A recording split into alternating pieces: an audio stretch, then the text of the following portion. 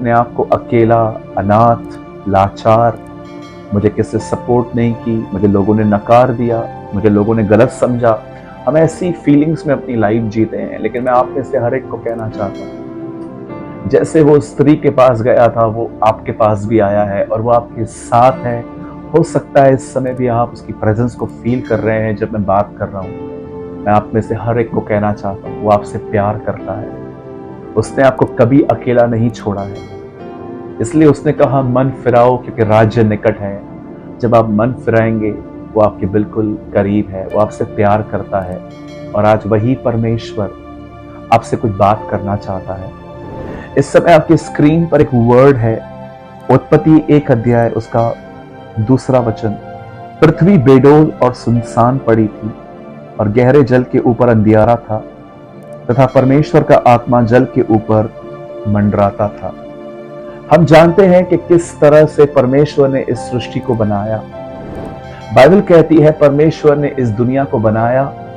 आदि में परमेश्वर ने आकाश और पृथ्वी की रचना की। उसके बाद लिखा है कि पृथ्वी बेडोल और सुनसान पड़ी थी और उसके बाद परमेश्वर ने उस पृथ्वी को, उस अर्थ को रीमेक करना स्टार्ट किया। उसने उसको फिर से बनाना शुरू किया। परमेश्वर ने कहा ज्योति हो जाए। परमेश्वर ने कहा पानी का एक हिस्सा ऊपर चला जाए। परमेश्वर ने कहा जमीन अलग हो जाए और पानी अलग हो जाए। परमेश्वर ने जानवर बनाए, पेड़ पौधे बनाए और जब उसने सब कुछ बनाया, उसके बाद उसने मनुष्य बनाया और कहा बहुत अच्छा है। बाइबल कहती है 1 अध्याय के 1 वचन में लिखा है प्रभु ने दुनिया बनाई, लेकिन फिर वो दुनिया बिगड़ गई और फिर परमेश्वर ने उसे फिर से बनाया।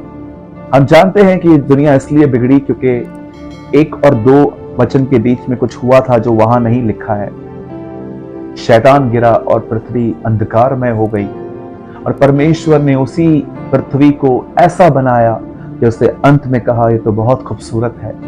मैं बिलीव करता हूं कि हमारी जिंदगियां भी ऐसी ही हैं। परमेश्वर ने हमें अपनी मां के पेट में बहुत ही सुंदर तरीके से बनाया, लेकिन जब हम बाहर आए, हम बुरी बुरी आदतों में फंस गए, हम गंदे गंदे कामों में फंस गए और फिर परमेश्वर ने एक दिन अपने पुत्र का सुसमाचार, the gospel of his son, उसे अपने बेटे की खुशखबरी हमारे पास भेजी और हमने जैसे ही यीशु को अपना प्रभु स्वीकार किया, हम परमेश्वर की संतान बन गए। और आज एक बार फिर से परमेश्वर में नया बना रहा है।